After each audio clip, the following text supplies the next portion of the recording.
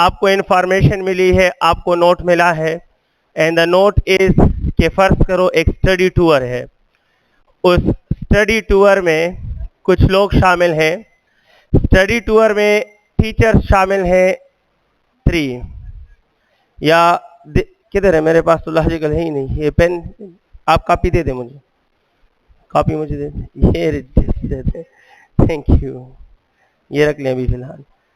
तो इसमें है कि ना स्टडी टूर 9 स्टूडेंट्स 1 2 3 4 5 6 7 8 और 9, इसमें टीचर्स भी इन्वॉल्व हैं और इसमें स्टूडेंट्स भी इन्वॉल्व हैं।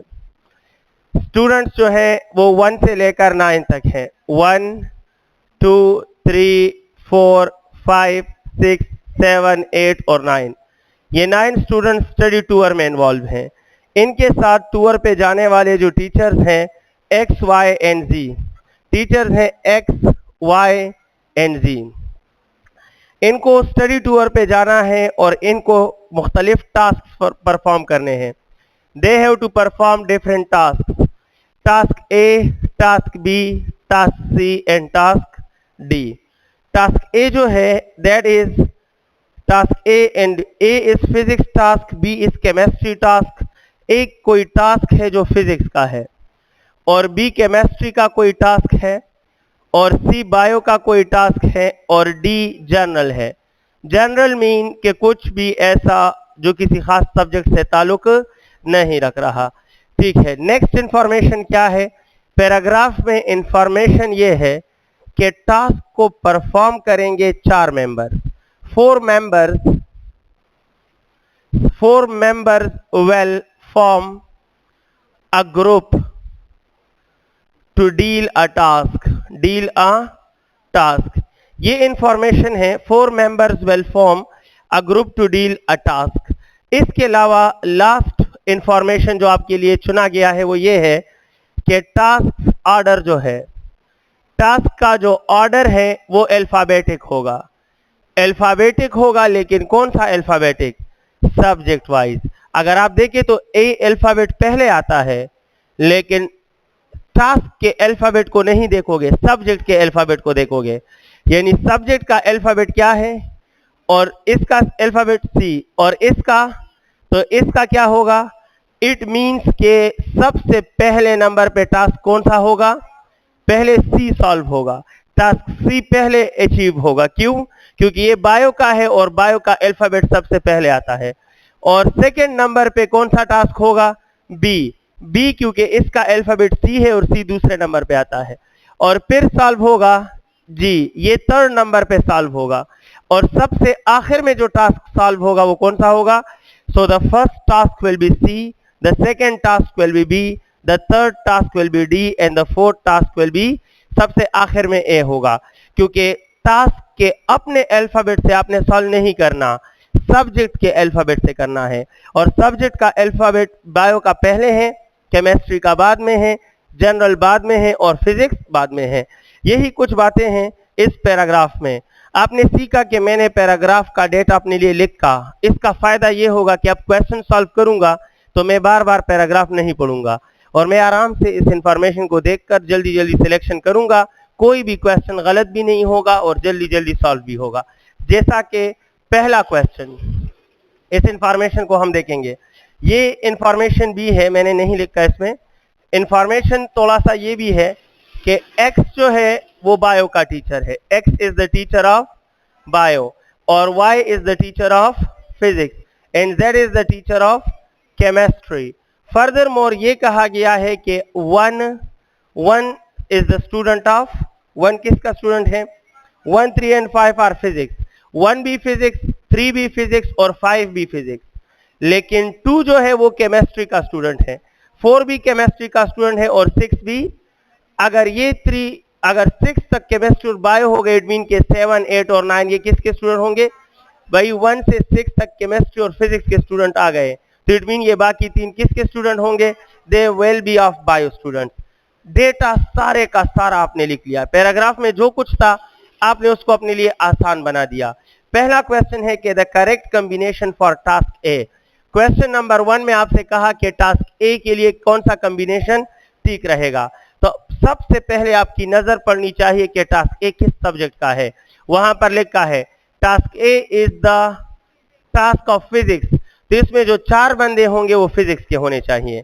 अब पहला है 1 2, 1 फिजिक्स का बंदा है लेकिन 2 केमिस्ट्री का, 2 केमिस्ट्री का है, तो केमिस्ट्री का बंदा फिजिक्स के टास्क में एडजस्ट, तो ऑप्शन ए गलत। अब ऑप्शन बी 1 और 3 और 5 ये तीनों फिजिक्स के हैं, लेकिन इनके साथ जो टीचर है वो टीचर बायो का है, लिहाजा ये भी सूटेबल मेंबर नहीं है। सर 2 4 6 एंड वाई, अब 2 4 और 6 ये केमिस्ट्री के स्टूडेंट्स हैं, इनका फिजिक्स के टास्क में कोई लेना देना नहीं। 1 3 5 and Y, the correct option is D 1 3 5 and, क्योंकि 1 भी फिजिक्स का स्टूडेंट है, 3 भी फिजिक्स का स्टूडेंट है, 5 भी फिजिक्स का है और ये टीचर भी, तो ये कॉम्बिनेशन फिजिक्स के टास्क के लिए सुटेबल है। अब क्वेश्चन नंबर 2 देखें। आपने देखा कि इंफॉर्मेशन को लिखने से आपको कितना बड़ा फायदा हो रहा है, समझ गए है ना। बिना सोचे आप हर क्वेश्चन आराम से विद इन 10 सेकेंड सेलेक्ट कर सकते हो। जैसा कि नेक्स्ट क्वेश्चन देखें, the correct combination for task B, तो आप पहले ये देखो कि टास्क बी कौन से सब्जेक्ट का है। आपका सामने आएगा कि task B is that of, तो इसमें जो चारों बंदे हैं वो केमिस्ट्री के होने चाहिए। वो किसके होने चाहिए? That must belongs to chemistry. अब आते हैं पहला वाला 1 फिजिक्स का स्टूडेंट है, तो बस गलत कर दें। सेकंड में भी 1 है, ऑप्शन बी गलत हो गया। थर्ड में भी 1 है तो ऑप्शन सी गलत हो गया। 196 में ये क्वेश्चन नंबर 195 और ये 196, इसमें भी ऑप्शन डी ठीक है, क्योंकि करेक्ट टास्क जो है ये 2 4 6 और Z। देखो 2 is the student of chemistry, 4 is the student of chemistry, 6 is the student of chemistry and Z is the teacher of chemistry। तो चारों बंदों का केमिस्ट्री से ताल्लुक है, ये चारों बंदे केमिस्ट्री वाला टास्क परफॉर्म कर सकते हैं। सो करेक्ट ऑप्शन डी है 197। We are dealing question number 197। This correct combination for task C, task C के लिए कौन सा करेक्ट होगा? तो आप कहेंगे sir task C is the task of, ये बायो टास्क है, तो इसमें चारों बंदे बायो के होने चाहिए, चारों बंदे बायो के होने चाहिए। अगर चारों बंदे बायो के हैं तो बायो के बंदे कौन कौन से हैं? एक 7 है, एक 8 है, एक 9 है और एक X। ये 7 8 और 9 बायो के स्टूडेंट्स हैं और X बायो का टीचर है, तो ये 4 बायो का टास्क परफॉर्म कर सकते हैं। So the correct option is 897X, 897X। Correct option क्या होगा? Correct option is option B. C आता है, एक मिनट में चेक कर लूं। 897 भी ठीक है और X भी, 789 भी, ये गलत है, बी गलत है। बी में ऑर्डर इन्होंने गलत किया है, ये 897 नहीं है, 697 था। ऑप्शन बी नहीं है, की में ऑप्शन सी है, समझ गए हो। मुझे याद है की में मैंने सी लिखा था। ऑप्शन बी ठीक कर दें प्लीज। ऑप्शन बी में इन्होंने 897X लिखा है, ये 8 नहीं, ये क्या कर दें? ये 6 कर दें। तो ये इसलिए गलत है क्योंकि 9 बायो का है, 7 बायो का है, X बायो का है, लेकिन 6 जो है वो केमिस्ट्री का है, तो ये बायो के टास्क के लिए सही ग्रुप नहीं है। बी को, बी में 8 में की जगह 6 लिखते हैं। ओरिजिनल 789X था, ऑप्शन सी 789X और option C. 198, we are dealing question number 198। This correct combination for task D is, अब अगर टास्क डी होगा तो आप बताएं कि टास्क डी कौन सा टास्क है? जनरल। इंटरेस्टिंग है। अच्छा, अगर ये जनरल है तो इसका मतलब है कि इसमें सिर्फ एक शर्त पूरी करनी है कि 4 बंदे होने, क्या होना चाहिए? सिर्फ 4 बंदे होने चाहिए, बस काफी है। 4 बंदों की शर्त पूरी करो, कॉम्बिनेशन रिलायबल है। ये ना देखो कि ये एक केमिस्ट्री का है, एक बायो का है, एक फिजिक्स का है, बस 4 बंदे चाहिए, वो पूरे करें। अब एक एक ऑप्शन, क्या पहले में 4 बंदे हैं? 5 है और 5 की इजाजत, तो पहला गलत है। दूसरे में भी 5 है तो दूसरा भी गलत है। तीसरे में 4 है, तो करेक्ट ऑप्शन क्या होगा? 149Z, यही ठीक है ना। वजह क्या है? क्योंकि डी कौन सा टास्क है और जनरल में कोई भी आ सकता है। जनरल में कोई पाबंदी नहीं है कि एक बंदा फिजिक्स का हो, दूसरा केमिस्ट्री का हो, तीसरा बायो का हो, इससे कोई फर्क नहीं पड़ता। तो 149 और Z, ये ऑप्शन सी बिल्कुल सही है, नन ऑफ दिस गलत है। The correct option is option C. Question number 199, 199 पे बात करते हैं।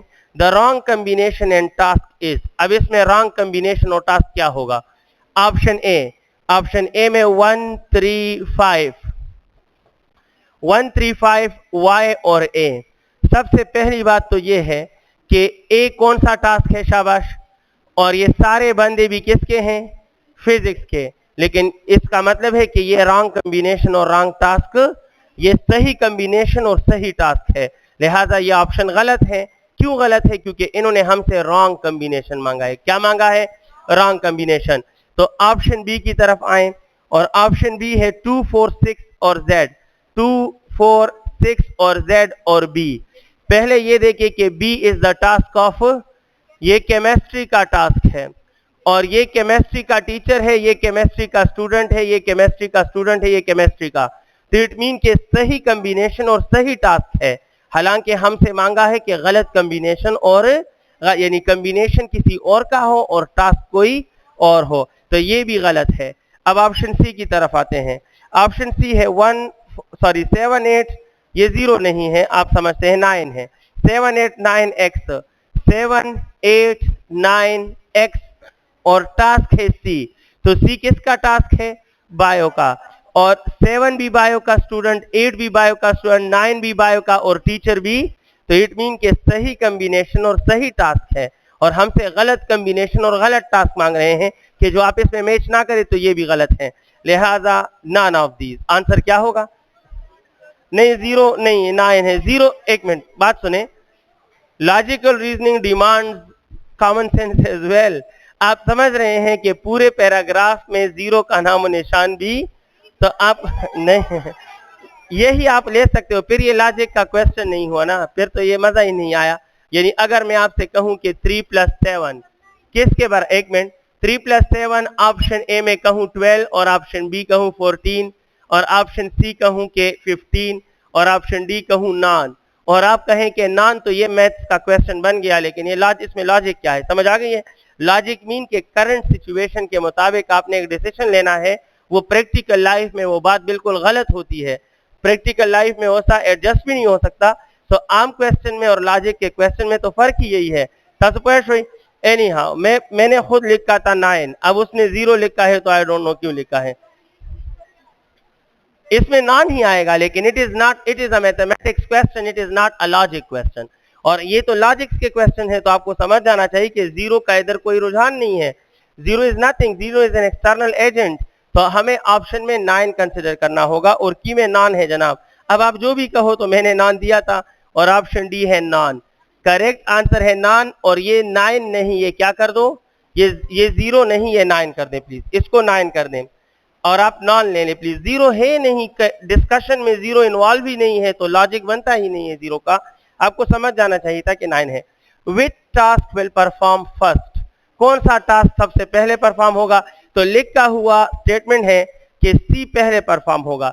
यहाँ इसमें आसान क्वेश्चन में बच्चों से गलती क्या होती है, वो कहते हैं कि सर अल्फाबेट तो पहले बी आता है, तो ये फर्स्ट होना चाहिए। लेकिन इन्होंने कहा है कि अल्फाबेट किसका काउंट करोगे? सब्जेक्ट का, और सब्जेक्ट में सी का अल्फाबेट सबसे पहले आता है, समझ गए हो? तो कौन सा टास्क पहले नंबर पे सॉल्व होगा? बायो का टास्क सबसे पहले नंबर पे सॉल्व होगा। एंड 200 क्वेश्चन नंबर 200 में हमारा करेक्ट आंसर क्या है? सी है, task C will be solved first. चलो जनाब फिजिक्स स्टार्ट करते, ये लेने आप, थैंक यू। अब फिजिक्स स्टार्ट करते हैं। ये रिमूव कर सकता हूं ना?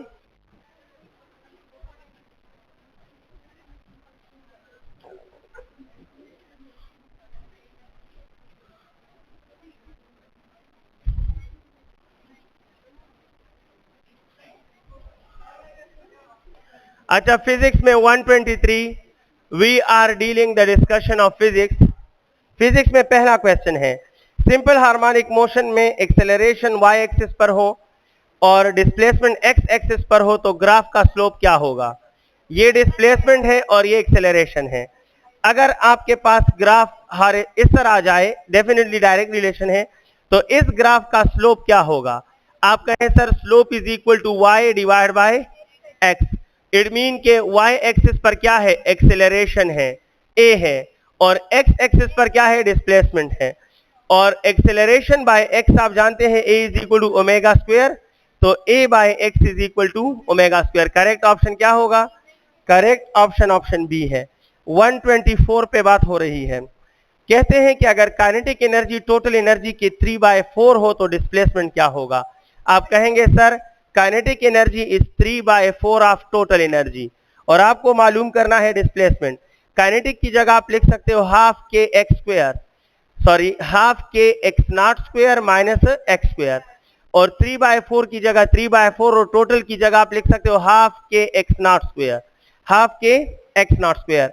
तो देखिए हाफ ऑफ के एंड हाफ ऑफ के कैंसिल हो जाते हैं, यहां पर आ जाएगा x not square minus X square और इधर आएगा 3/4 एक्स नॉट स्क्वायर।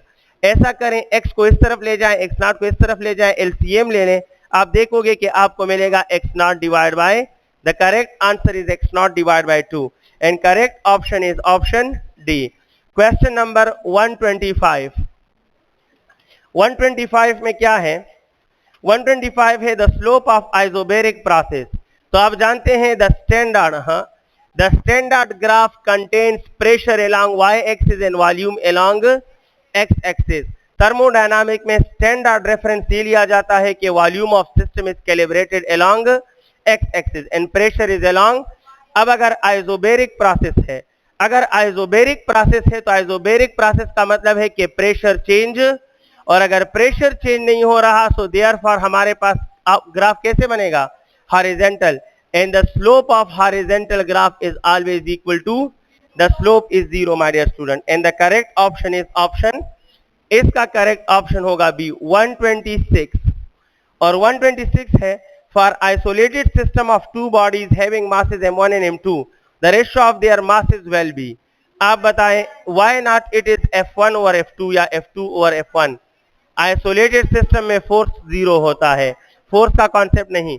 आप कहें सर आइसोलेटेड है, आइसोलेटेड में होगा P1 is equal to P2, momentum constant होता है ना, और इसकी जगह लोगे m1 v1 और इधर लोगे m2 v2, लिहाजा the ratio of speeds v1 over v2 is equal to m2 over m1। लिहाजा अगर आपको मासेस का रेशियो चाहिए तो फिर m1 ओवर m2 कर दें और ये v2 over v1।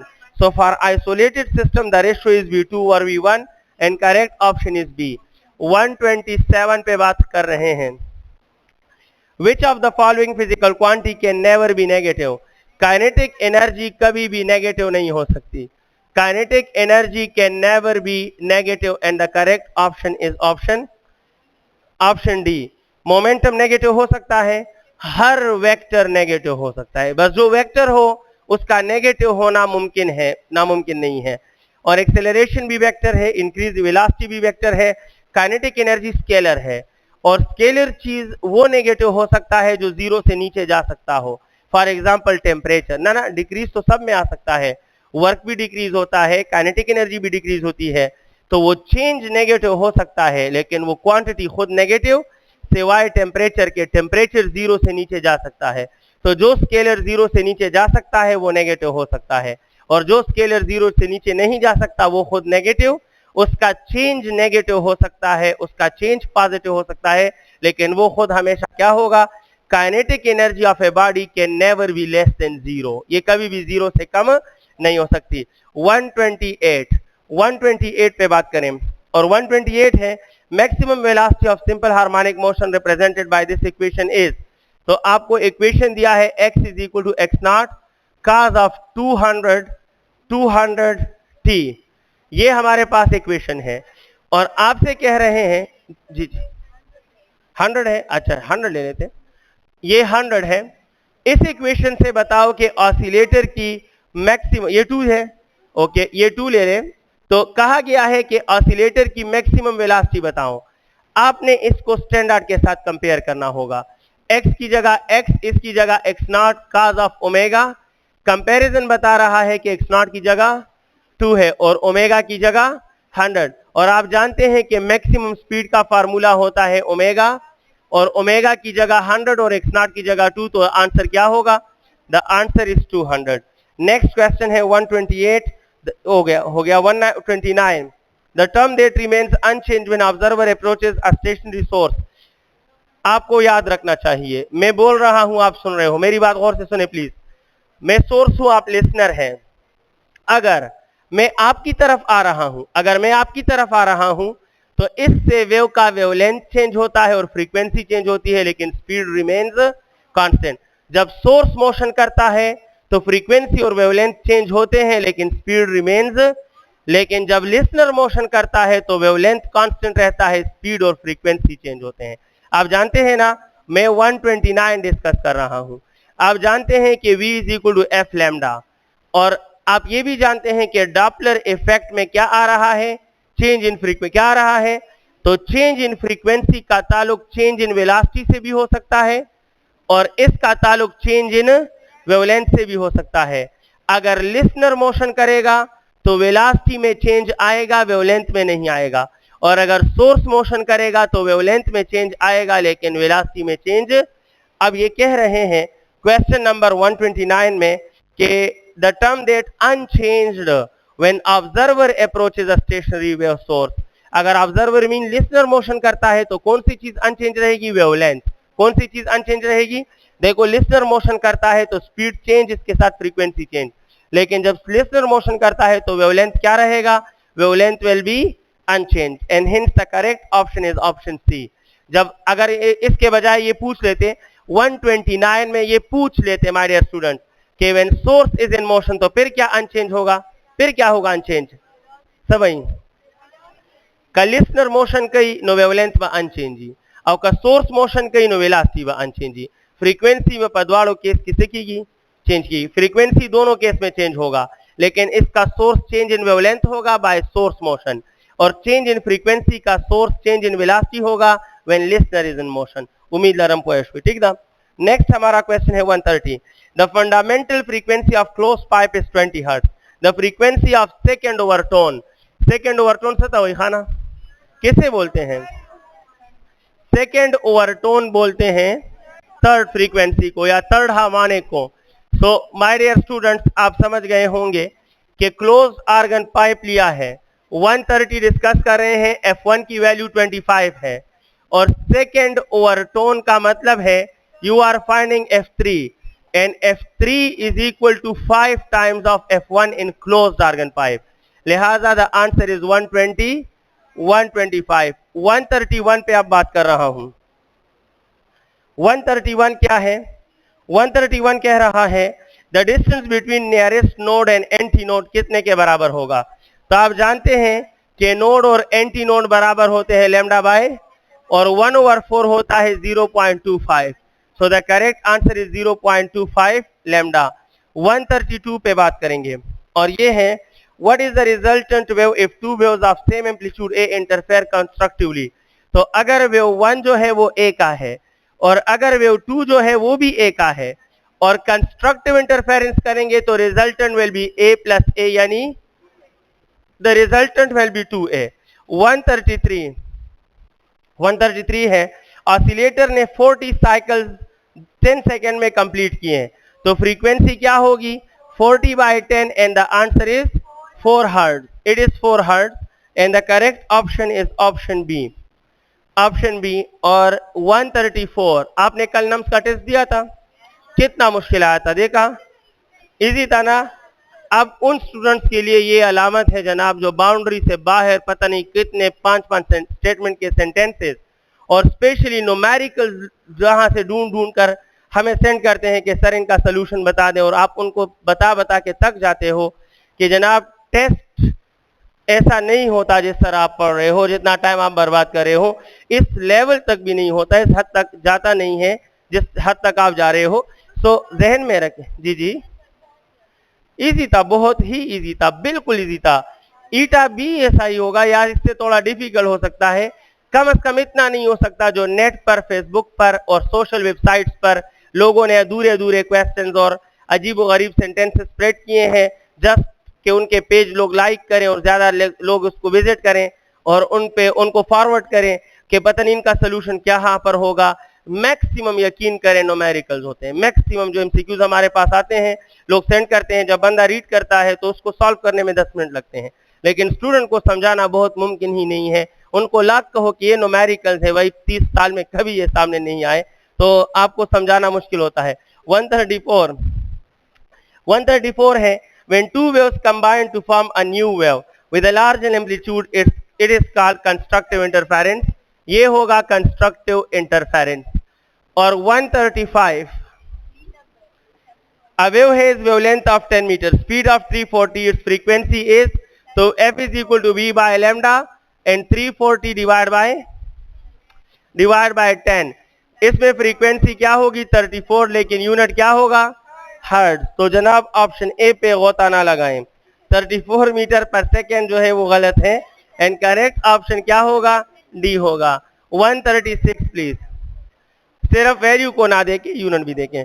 The maximum distance an object in simple harmonic motion moves from equilibrium position. आप जानते हैं कि इक्विलिब्रियम पोजीशन से मैक्सिमम फासले को क्या बोलते हैं amplitude, and it is denoted by X not, so it is amplitude and the correct option is option C. 137 discussion में है, a wave has frequency of 8 hertz and a wavelength of 4 metre, what is the period of the wave. तो जनाब इसमें frequency आपको दी गई है 8 hertz और बाकी डेटा सिर्फ आपको कंफ्यूज करने के लिए है। टाइम पीरियड मांगा गया है तो 1/f और 1/8 और 1/8 0.12 बनता है ना, तो करेक्ट ऑप्शन है ऑप्शन डी। 138 पे बात करते हैं, अगर दो वेव्स हैं उनका एम्पलीट्यूड ए है, उनसे रिजल्टेंट भी ए एम्पलीट्यूड का बन जाए तो फेज डिफरेंस 120 होगा।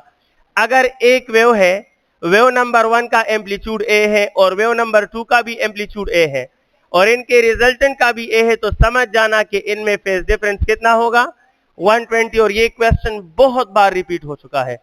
एंड नेक्स्ट हमारे पास क्वेश्चन है 139, क्वेश्चन नंबर 139 में क्या है कि time period of spring mass system is T, if spring is halved then the time period become. आप कहेंगे सर टाइम पीरियड होता है 2 pi under the root m by K, और हम जानते हैं जब स्प्रिंग को दो टुकड़े करें तो स्प्रिंग कांस्टेंट 2k बन जाएगा। क्या हो जाएगा, बहुत सिंपल बात है, याद रखें। 3 टुकड़े करोगे तो 3k, 4 टुकड़े करोगे तो 4k, 5 टुकड़े करोगे तो 5k, 2 टुकड़े किया तो 2k। अगर आपने k के आगे 2 लगा ही दिया है तो ये 1 ऊपर 1 है, 1 का रूट क्या आ जाएगा 1, और 2 का रूट तो अंडर रूट, बाकी सब वैसा ही है, तो इट मीन के न्यू टाइम पीरियड पुराने टाइम पीरियड के कितने टाइम होगा 1/√2 टाइम होगा। एंड इसमें नहीं है तो करेक्ट ऑप्शन क्या है, none of these, option D.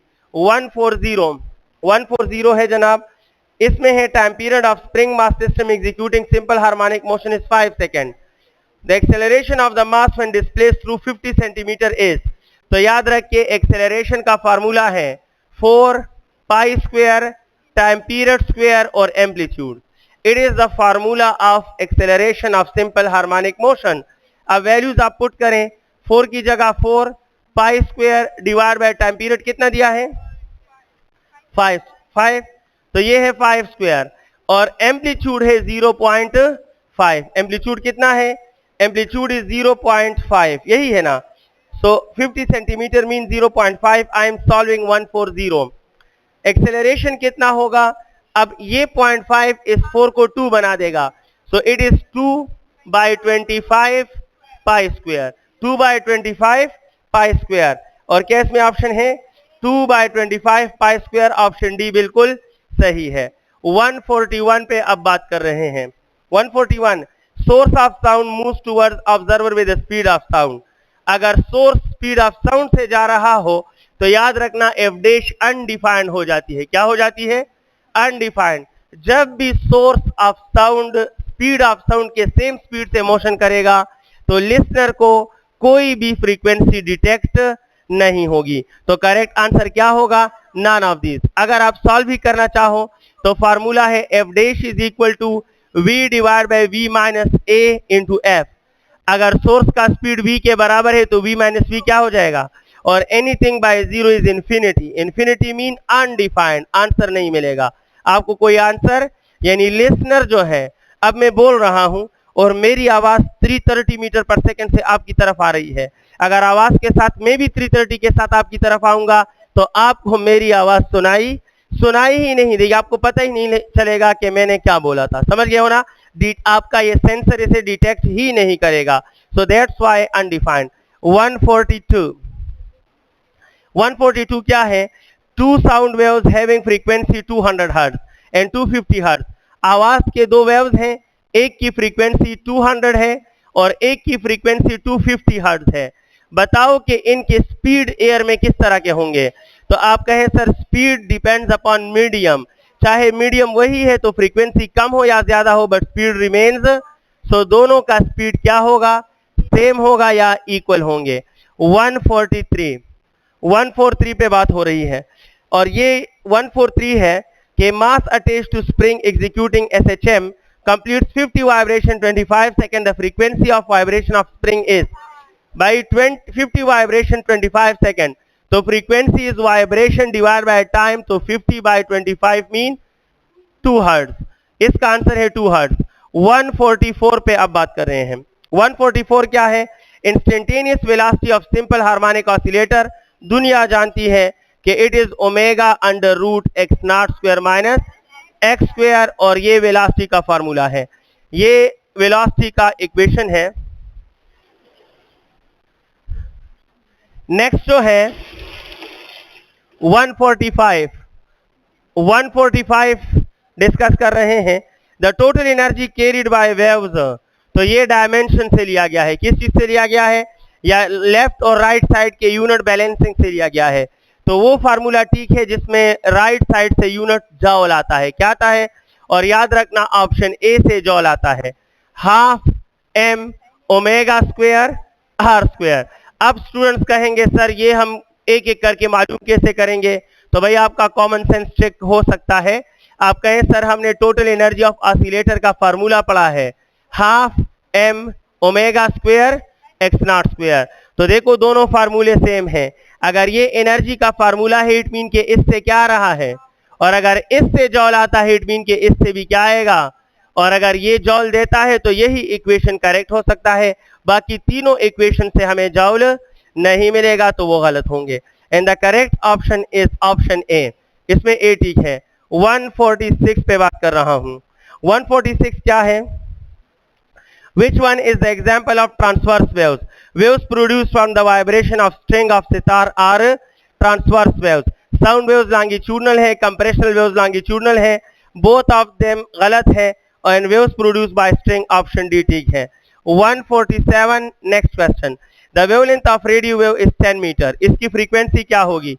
आप जानते हैं frequency is equal to C by lambda, जानते हो ना? ये फार्मूला है।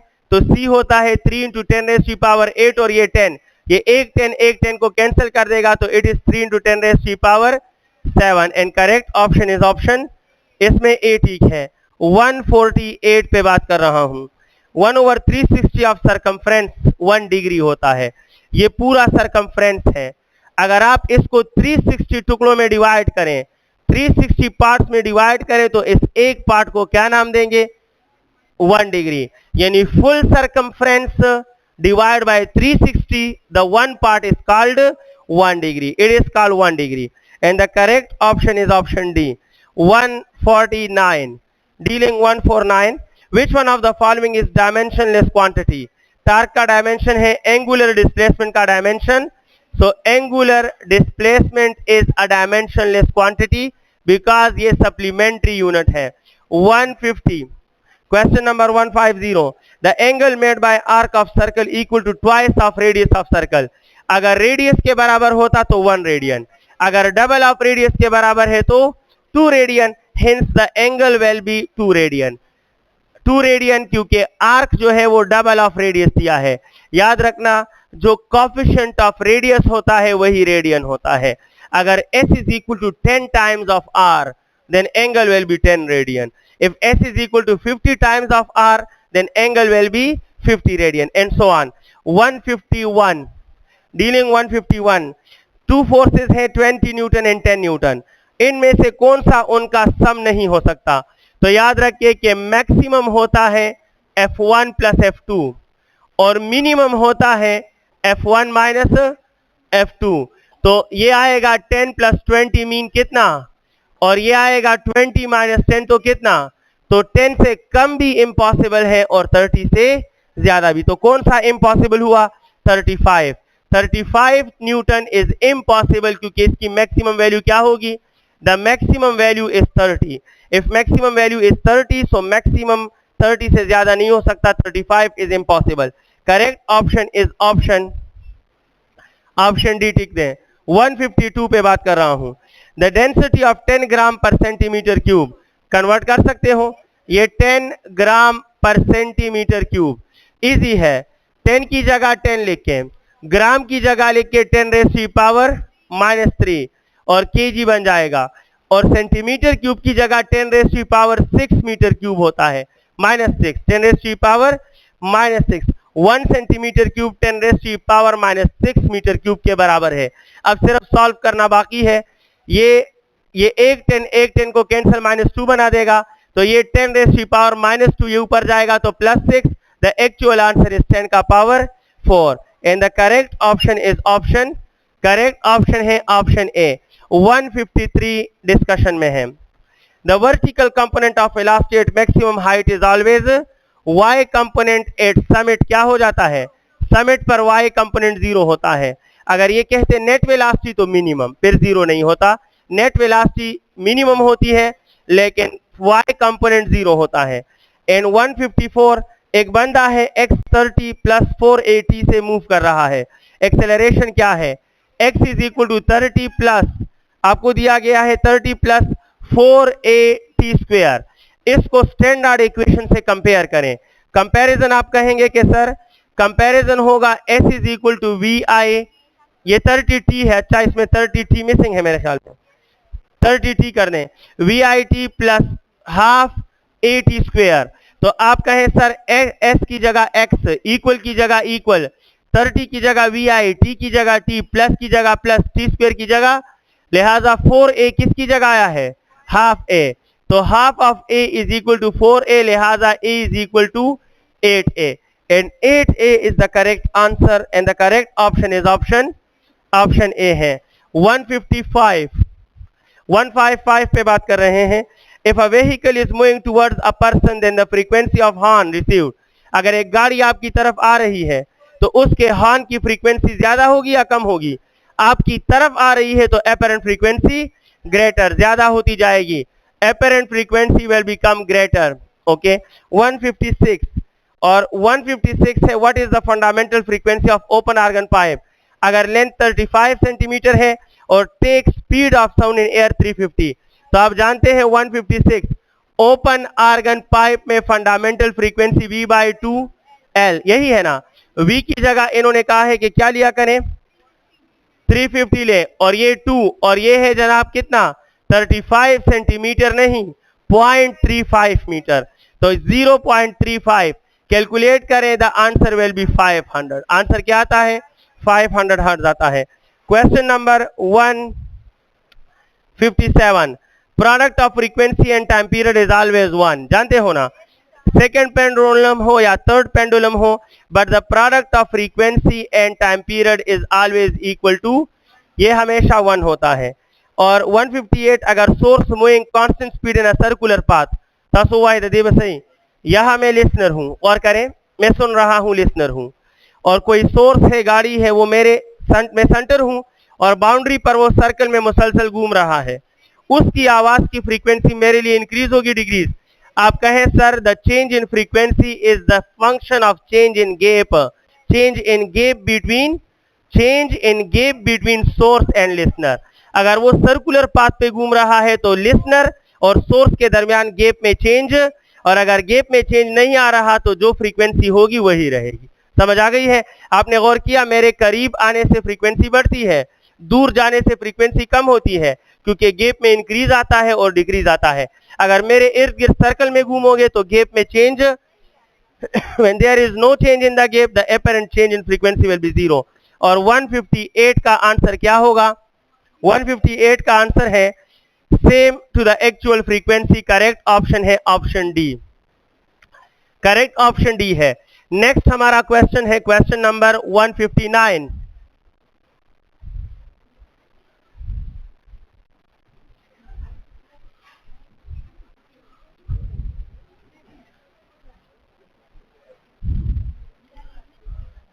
(159) पे बात करूंगा.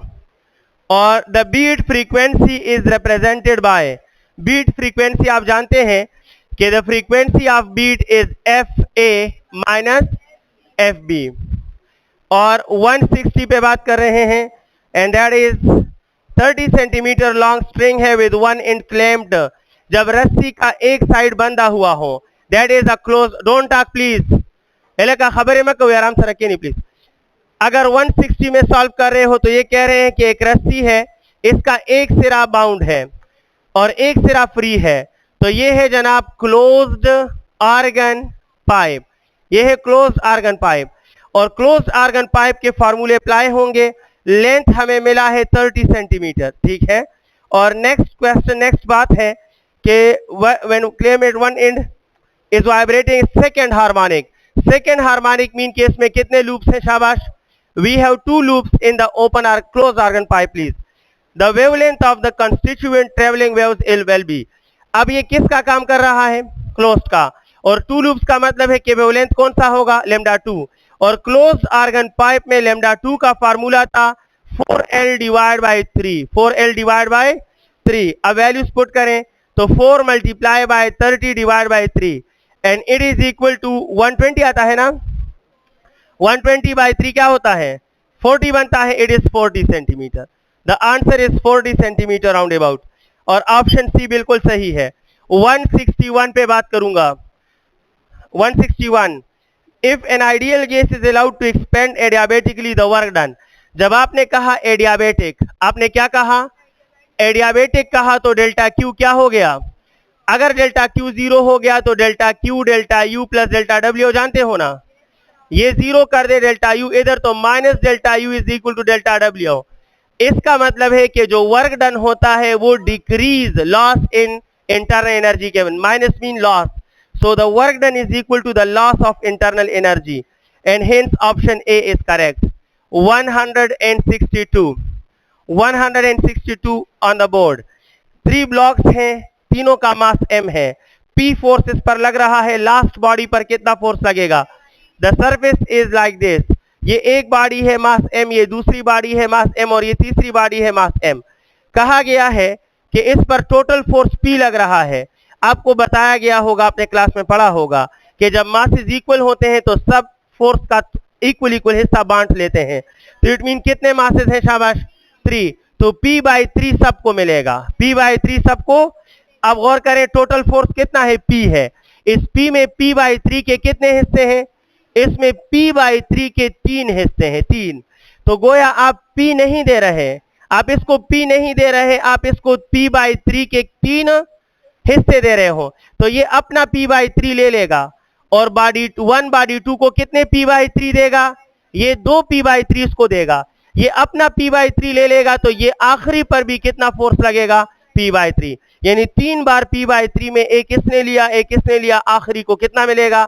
P by 3। And the correct option is option D है। 163 डिस्कस हो रहा है, during motion of a body with constant acceleration. तो जनाब दुनिया इस बात को जान चुकी है, और वो है F is equal to ma, और कौन नहीं जानता कि जैसा फोर्स वैसा एक्सेलरेशन, जैसा फोर्स वैसा नो फोर्स नो एक्सेलरेशन। लेकिन अगर ये मोहतरम कह रहे हैं कि एक्सेलरेशन क्या है? कांस्टेंट, तो इट मीन के फोर्स भी क्या है? कांस्टेंट। आपने 0 फोर्स की गलती नहीं करनी, क्योंकि कांस्टेंट मोशन कहा होता तो फोर्स 0, लेकिन कांस्टेंट एक्सेलरेशन कहा है तो जैसा एक्सेलरेशन वैसा force, force must be keep constant, option होगा कांस्टेंट। 164 पे बात कर रहा हूं, 164 क्या है? आइसोलेटेड सिस्टम का प्रेशर P बाई 2 है, वॉल्यूम उसका V से 2V हो गया, द चेंज इन प्रेशर। तो मुझे एक बात बताएं, उसका इनिशियल प्रेशर क्या है? P बाई 2, और जरा गौर करें उसका वॉल्यूम आपने क्या कर दिया? अगर वॉल्यूम डबल हो गया तो प्रेशर जसो कम खाना 35 मिनट्स की रमान लाजे कमो को देवरा बंदू, इधर बैठ जाओ, कुछ तो सीख लोगे, स्टूडेंट के साथ बैठ जाओ। P I initial moment, initial pressure है P बाई 2, और वॉल्यूम है, वॉल्यूम हो चुका है डबल। और अगर गौर करें प्लीज, डोंट टॉक, वो भी वेट कर रहे हैं, मेरी भी क्लास है। वॉल्यूम डबल हो चुका है, इनवर्स रिलेशन बताएगा कि प्रेशर क्या हो जाएगा? हाफ। तो फाइनल प्रेशर P बाई 2 का आधा मीन क्या होगा? it will be P by 4, and hence they are asking about change in pressure, and change in pressure mean के P by 2 minus P by, and it is equal to P by 2. P by 2 is the correct answer. The correct answer is P by 4. देखा 2 ने वेग हो रही, आप इस calcium ले लो, क्या आएगा, सॉल्व करें, मुझे पता नहीं चल रहा। 4 को 2 पे डिवाइड करें 2, तो it will be 2p minus p, and it is equal to p by 4। p by 4 आता है, p बाय 2 नहीं आता, p बाय 4 आता है, जल्दी ना करें। ऑप्शन डी ठीक है, 165। आइडिया समझ गए हो ना, बस बाकी ठीक है, आप आंसर ला सकते हो। 65 डियर स्टूडेंट, 20 जॉल का हीट सिस्टम ने लिया आइसोकोरिकली। आइसोकोरिक का मतलब है कि वर्क नहीं हुआ। आइसोकोरिक में वॉल्यूम चेंज नहीं हुआ तो वर्क नहीं हुआ, और वर्क नहीं हुआ तो heat must be equal to change in internal energy. So the correct answer is कि इंटरनल एनर्जी में चेंज कितना होगा, अगर ये 20 जॉल है तो ये भी 20 जॉल ही होगा। 166 please, 166। One loop required frequency in a string, one loop mean fundamental, और स्ट्रिंग की फंडामेंटल फ्रीक्वेंसी है V divide by 2L। Option आता है बी आता है। ओके, नेक्स्ट क्वेश्चन है 167। एक बॉडी है जिसका मास m है, वाल दीवार से टकरा गई है। ये आखिरी क्वेश्चन सॉल्व करते हैं, बाकी का की बताता हूं, आसान है, ये भी इजी है। क्वेश्चन ये है जनाब 167, ये दीवार है, ये जमीन है, यहां से एक बॉडी है जिसका मास m है, इनिशियल मोमेंटम 8 से जाकर टकरा गई। टकराना भी कैसा है, इलास्टिकल है, क्या है, और इलास्टिकली का मतलब है कि जितने मोमेंटम से टकराया था उतने मोमेंटम से, तो अगर इस तरफ जाने का मोमेंटम +8 था तो वापस आने का फाइनल मोमेंटम ये -8, डायरेक्शन तो अपोजिट होगा तो -8। अब चेंज इन मोमेंटम होगा pf माइनस pi, और pf है -8, माइनस अपनी जगह पर, और ये है 8, and it is minus, the change is -16, and the correct option is, बंद को न माइक थी, बंद को, ये -16 है, और करेक्ट ऑप्शन होगा, कम आंसर दें, ऑप्शन डी। अच्छा, की सुन ले डियर स्टूडेंट, लास्ट 2-3 क्वेश्चन है, की सुन ले। 168, 3 इक्वल मासेस हैं, उन पर 9 न्यूटन का फोर्स लगा, तो एक पर कितना लगेगा, 3 न्यूटन, बराबर बराबर तकसीम करेंगे। 168 में बी आता है। 169, एक बुलेट है, 100 मीटर पर सेकंड से फायर हुआ है और मैक्सिमम रेंज कवर कर चुका है। द ड्यूरेशन ऑफ फ्लाइट, ज्यादातर स्टूडेंट 168 आप जानते हैं कि इसमें आता है बी। 169 डेर वाला बताओ सर एंगल इन्हें दे रहा कड़े, लेकिन जब रेंज मैक्सिमम कहा तो एंगल 45, एंगल क्या हुआ, लिहाजा टाइम ऑफ फ्लाइट हो गया 2v sin theta divide by g। लिहाजा ये 45 पुट करें और v की वैल्यू 100 पुट करें, आपको टाइम ऑफ फ्लाइट मिल जाएगा, 14.14 आता है।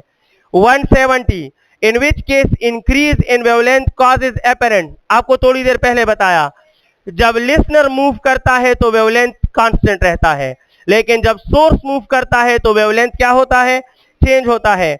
In which case increase in wavelength cause an apparent decrease in the frequency. Increase in wavelength का मतलब है कि सोर्स दूर जा रहा है, तो जनाब व्हेन लिसनर इज मूविंग गलत है, व्हेन लिसनर इज मूविंग गलत है, when sound source moving towards तो गलत है, सोर्स मूविंग अवे, जब सोर्स दूर जाता है तो वेवलेंथ में इंक्रीज आता है और फ्रीक्वेंसी में डिक्रीज। तो 170 में करेक्ट आंसर क्या है, डी है। 171, stationary wave, the distance between two successive nodes to two successive anti node is, दो successive node या anti node हो, the distance is always lambda by 2. What will be the acceleration in the given body? इसका एलकामा का खबर खाना, चुप करो 1 minute के लिए। नेक्स्ट हमारा क्वेश्चन है 172, लास्ट क्वेश्चन। ये है कि मास m है और 2 kg है, एक फोर्स इस तरफ लग रहा है कि इस तरफ, इधर भी 60 डिग्री, इधर भी, इनके 2 कंपोनेंट बनते हैं, आप गौर तो करें, तो y कंपोनेंट एक दूसरे को कैंसिल कर रहे हैं। इट मीन के जो नेट फोर्स है वो एक का भी x कंपोनेंट है और दूसरे का भी सेम डायरेक्शन में है, तो नेट फोर्स यहां पर होगा डबल ऑफ fx, और double of fx mean f cos of theta. अब एक्सेलरेशन मालूम करो तो net force divide by mass, जानते हो ना, नेट फोर्स की जगह लिखो 2f cos of theta divided by m। 2 की जगह 2, फोर्स की जगह वैल्यू गिवन है 10, एंगल 60 और ये 2 पुट करें, आपका आंसर आ जाएगा and the answer will B 5। Answer क्या आता है? 5। और करेक्ट ऑप्शन आता है ऑप्शन ए। ठीक है का ना? हाँ, ए सही है, ऑप्शन ए ठीक है। 173, a projectile having 8 meter at 45 degree, what is the displacement of summit from the point of projection? जरूरी एमसीक्यूज है, मैं क्या कर सकता हूं, सॉल्व तो करेंगे। बंदा की बता देता है लेकिन क्वेश्चन में ट्रिक है। 174, ये है प्रोजेक्टाइल मोशन। आप गौर करें प्लीज, प्रोजेक्टाइल मोशन प्रोजेक्ट हुआ है और कहा गया है कि समिट का डिस्प्लेसमेंट ये हमने बताना है, ये हमने उगलवाना है, समिट का डिस्प्लेसमेंट बताना है। और हमने यहां से रेंज लिया है 8 मीटर और ये हाइट आपको मिला है कितना? 3 मीटर मिला है। Height is 3 metre. एक बार डेटा देख लेते हैं। Moment a projectile this one what is the display, ठीक है सही है, 45 डिग्री पे प्रोजेक्ट किया है। गौर करें प्लीज, ये बात इंपॉर्टेंट है, 45 पे प्रोजेक्ट किया है।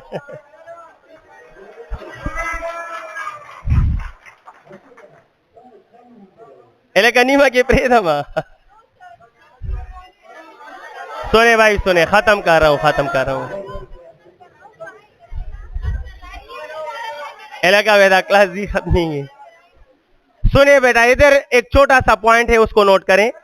हाइट की वैल्यू 3 गिवन नहीं है, याद रखें, हाइट की वैल्यू मालूम नहीं है। हाइट के लिए आपको एंगल मिला है, जब 45 डिग्री होती है तो हाइट रेंज का 1/4 होता है, समझ गए हो। और रेंज 8 है तो हाइट कितना गया?